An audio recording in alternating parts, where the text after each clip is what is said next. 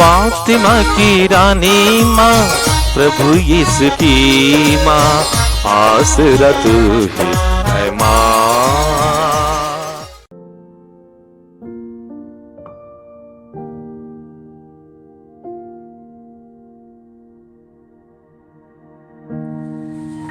पहला पाठ योशुआ का ग्रंथ, अध्याय 24, पद संख्याएं 1 से 13 तक।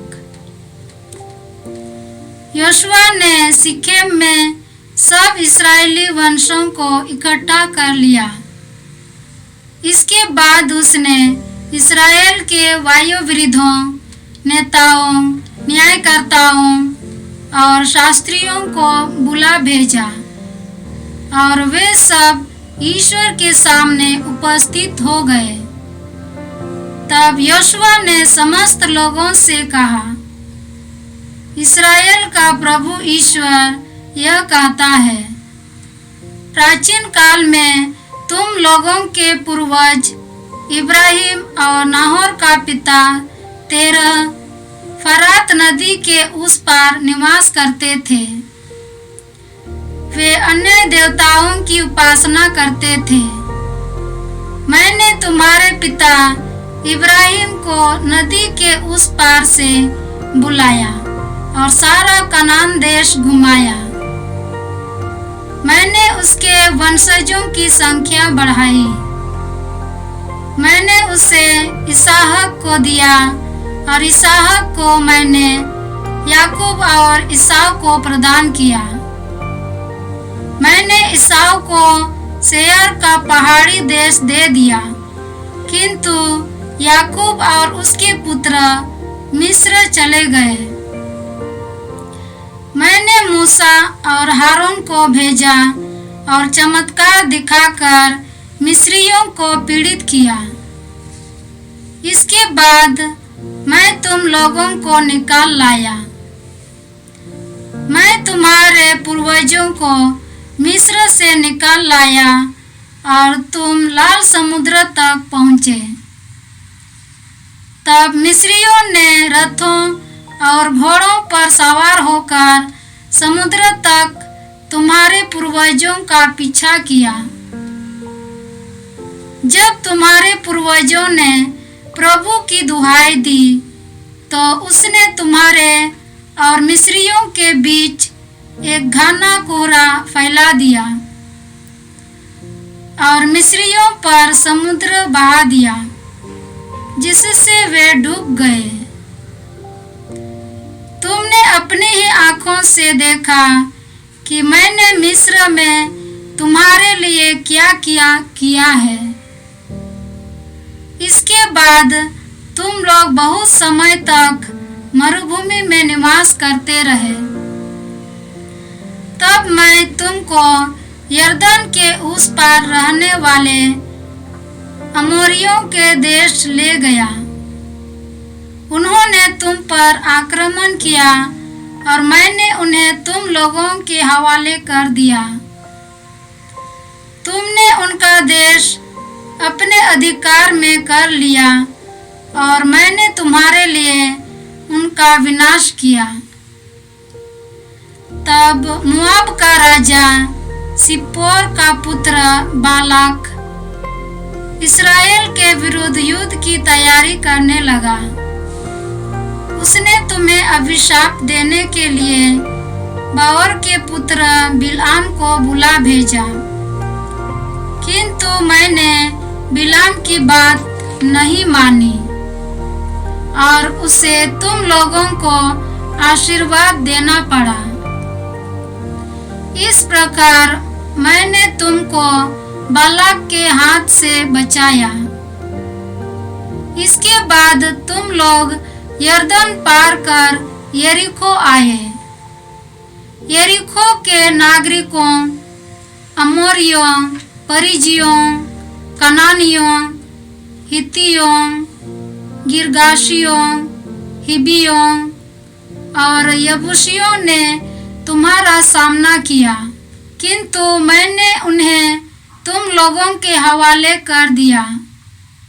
मैंने तुम लोगों के आगे आतंक फैला दिया और इस कारण तुम्हारी तलवार और तुम्हारे धनुष के कारण नहीं।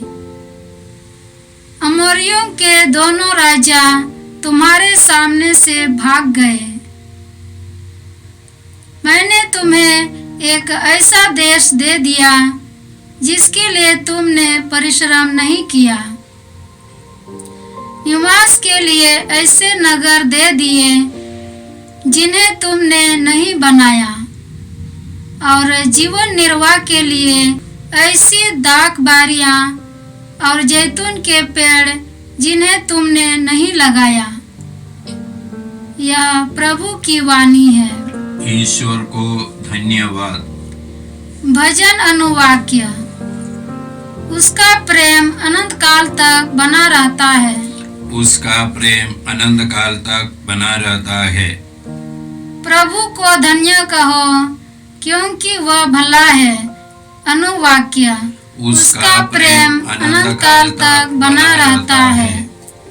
सर्वोच्च ईश्वर को धन्य कहो। अनुवाक्य। उसका प्रेम अनंत काल तक बना रहता है। सर्वोच्च प्रभु को धन्य कहो। अनुवाक्य। उसका प्रेम अनंत काल तक बना रहता है। वह अपने प्रजा को मरुभूमि से होकर ले गया। अनुवाक्य। उसका प्रेम अनंत काल तक बना रहता है। उसने शक्तिशाली राजाओं को हरा दिया। अनुवाक्य। उसका प्रेम अनंत काल तक बना रहता है। उसने महान राजाओं को मारा। अनुवाक्य। उसका प्रेम अनंत काल तक बना रहता है। उसने उनका देश इस्राएलियों को दिलाया। अनुवाक्य। उसका प्रेम अनंत काल तक बना रहता है। उसने उनका देश अपनी प्रजा इस्राएल को दिया। अनुवाक्य। उसका प्रेम अनंत काल तक बना रहता है। उसने हमें हमारे शत्रुओं के पंजे से छुड़ाया। अनुवाक्य। उसका प्रेम अनंत काल तक बना रहता है। जय घोष। हालेलुया। ईश्वर का संदेश मनुष्यों का नहीं, बल्कि जैसा कि वास्तव में है, ईश्वर का वचन समझकर स्वीकार करें। हालेलुया। प्रभु आप लोगों के साथ हो और आपकी आत्मा के साथ। संत मत्ती के अनुसार प्रभु यीशु ख्रिस्त का पवित्र सुसमाचार। हे प्रभु तेरी महिमा हो।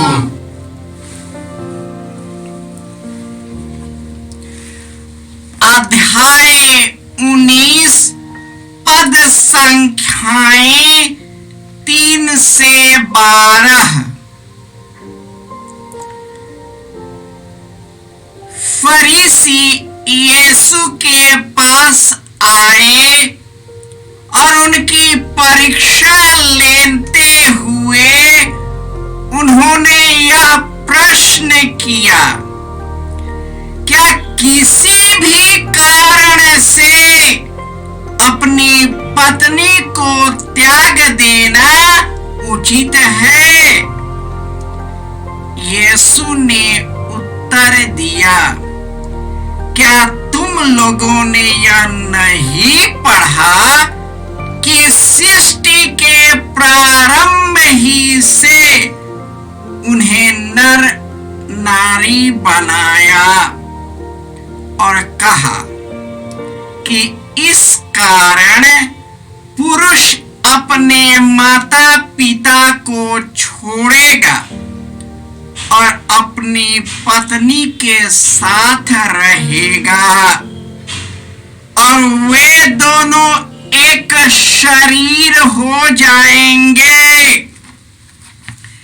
इस तरह अब वे दो नहीं बल्कि एक शरीर है। इसलिए जिसे ईश्वर ने जोड़ा है उसे मनुष्य अलग नहीं करे। उन्होंने यीशु से कहा।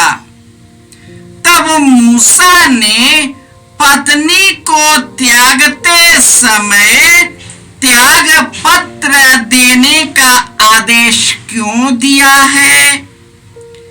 यीशु ने उत्तर दिया, मूसा ने तुम्हारे हृदय की कठोरता के कारण ही तुम्हें पत्नी को त्यागने की अनुमति दी है, किंतु प्रारंभ से ऐसा नहीं था।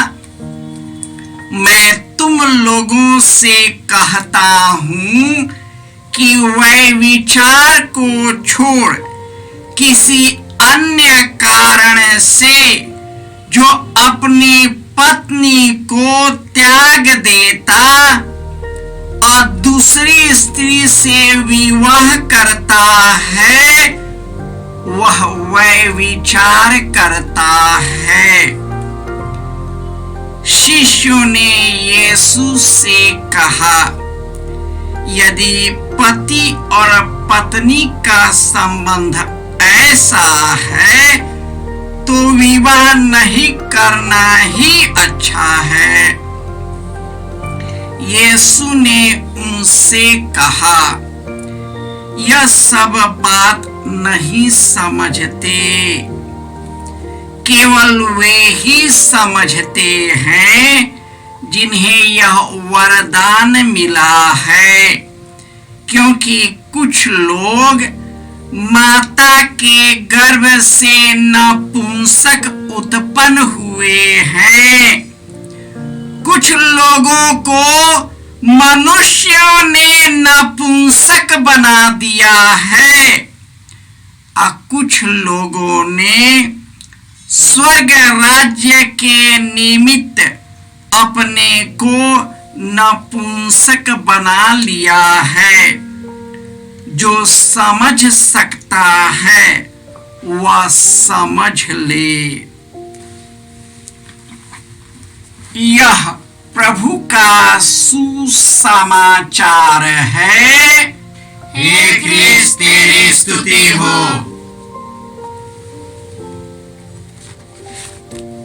ख्रिस्त में प्यारे भाइयों और बहनों, आज के पाठ में योशुआ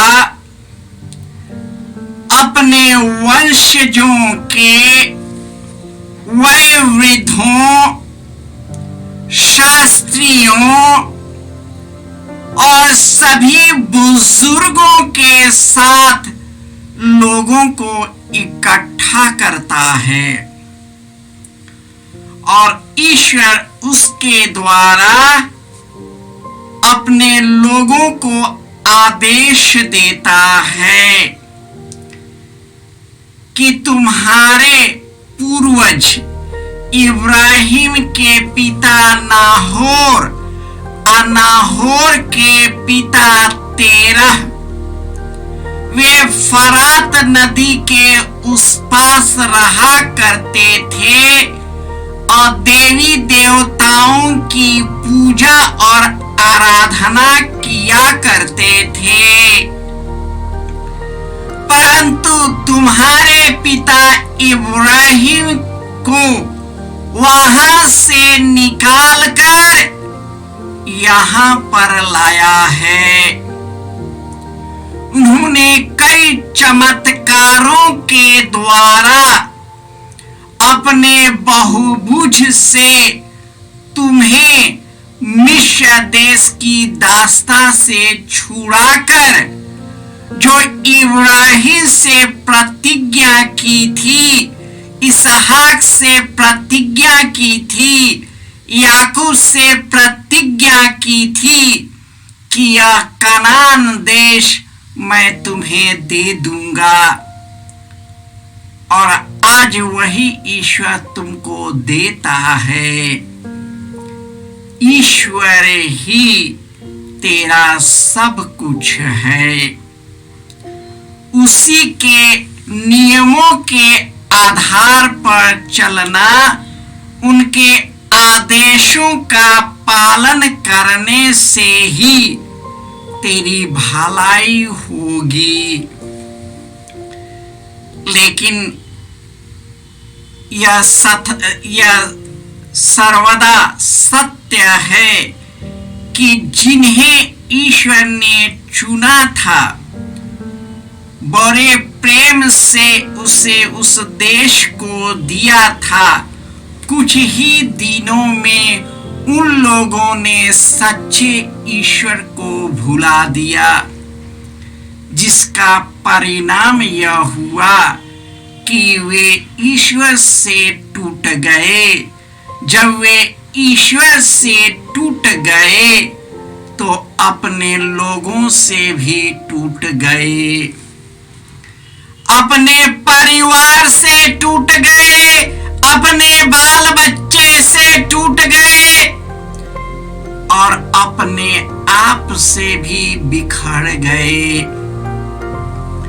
यही कारण है कुछ लोगों ने यीशु की परीक्षा लेते हुए उसने पूछा, क्या पत्नी को त्याग देना उचित है या अनुचित?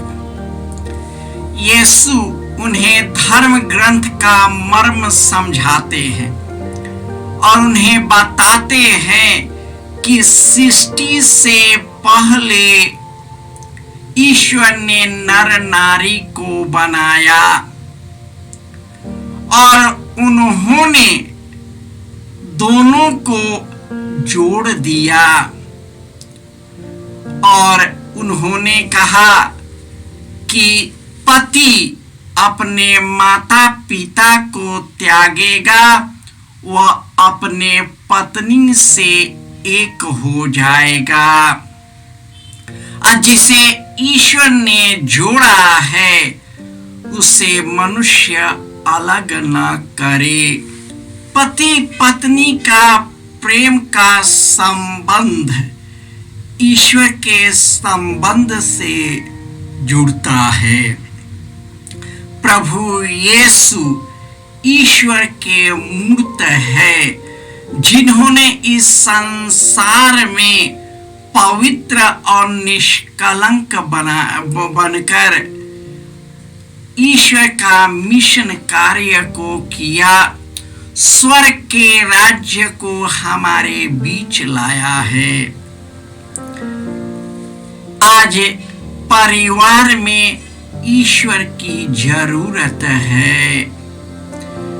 ईश्वर से घनिष्ठ होने की जरूरत है और उसके द्वारा जो प्रेम हमारे अंदर आता है वह शुद्ध है। उसमें कोई स्वार्थ नहीं है, उसमें कोई बुराई नहीं है। ईश्वर टूटे हुए हृदय को जोड़ता है। पति पत्नी के जीवन में कई आयाम आते हैं, सुख का, दुख का, एक दूसरे के कई भाव उत्पन्न होते हैं। ये सब होता है क्योंकि हम मनुष्य हैं, लेकिन जब ईश्वर से जुड़े रहते हैं, ईश्वर हमारे आपसी संबंध को और भी अटूट बनाता है। हम यीशु से जुड़े बिना हम परिवार में नहीं जुड़ सकते हैं। यदि हमें परिवार में पति पत्नी का संबंध पवित्र और निष्कलंक बनना है तो हमें ईश्वर के आज्ञाओं और उनसे जुड़ने की जरूरत है। ऐसे करने से ही ईश्वर का आशीर्वाद और आनंद परिवार पर बाल बच्चों पर, पति पत्नी पर पड़ता रहता है।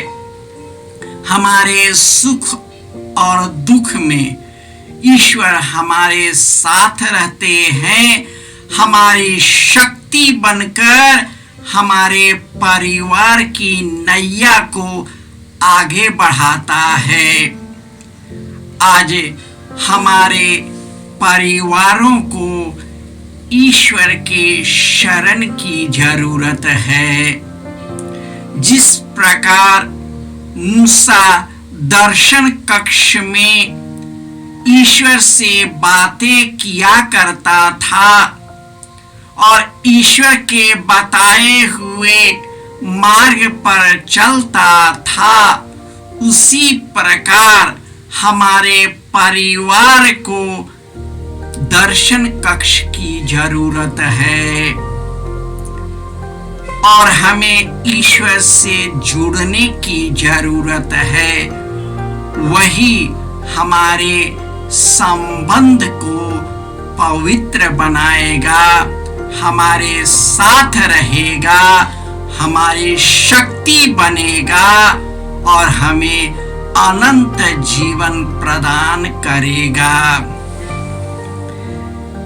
हे पिता ईश्वर, तूने मानव को अपना प्रतिरूप बनाया, तूने हमें अपने कृपा दानों से भर दिया है।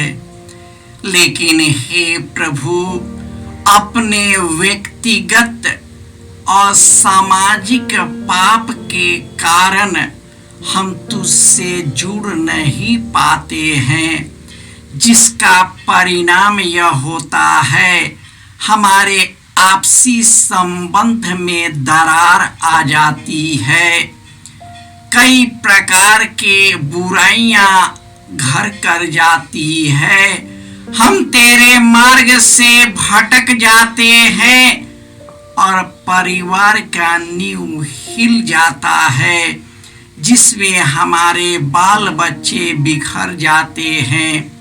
हे प्रभु यीशु, हमें शक्ति प्रदान करे, हर प्रकार के बुराई से बचाए रखे और तुझी से जुड़कर हमारे परिवार के नींव को मजबूत रखे, ताकि इसी परिवार में हमारे बाल बच्चों का जीवन और उनका भविष्य उज्जवल बने।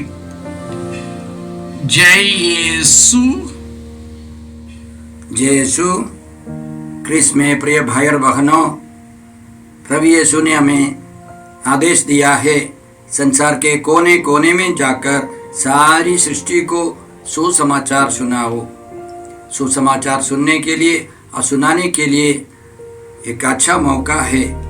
आप कृपया इस चैनल का सब्सक्राइब करें, लाइक करें, शेयर करें, बेल आइकन दबाएं, ताकि यहाँ की नई वीडियोस की सूचना आपको मिलती रहेगी।